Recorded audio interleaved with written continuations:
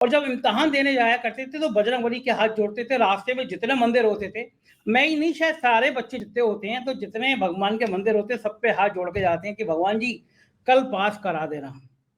तो मतगणना वाले दिन मेरा तो कम स्टेक है, आपका स्टेक सब कुछ लगा हुआ है।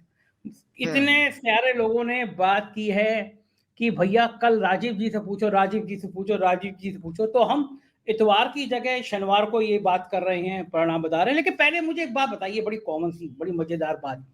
जैसे बच्चे होते हैं, उनका रिजल्ट आ रहा होता है, तो उनका थोड़ा ब्लड प्रेशर हाई होता है, बड़ी मन में कौतूहल होता है। तो जो ज्योतिषी होते हैं, जब आप लोग ये आकलन करते हैं और जो फाइनल डेट आ जाता है, तो उस दिन आपको कैसा लगता है?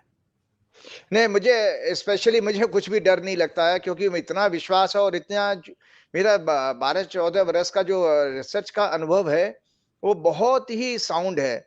और ऐसा नहीं है कि मेरे से मिस्टेक नहीं हुई है, मेरे से 1-2 मिस्टेक हुई हैं। जैसे लोकसभा का चुनाव था 2019 का, उसको मैंने हंग प्रेडिक्शन दिया था और वो मोदी जी को मिली, तो उसमें मोदी जी की हॉरोस्कोप जो मुझे दी गई थी, वो टेक्निकली बाद में मुझे पता लगा ठीक नहीं है, तो एक मिस्टेक वहां थी।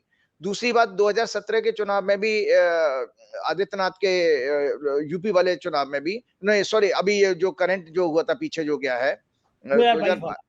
2022 वाला, तो उसमें भी जो अखिलेश की हॉरोस्कोप किसी ने दी थी, वो भी करेक्ट नहीं थी।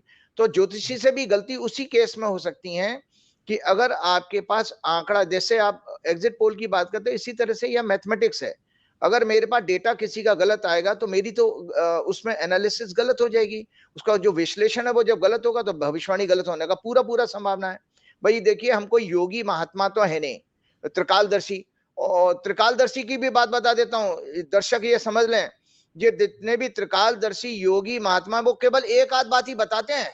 वो आपको लगातार एट ए लेंथ आपके भविष्य के बारे में नहीं बता सकते। वो तो केवल परमात्मा से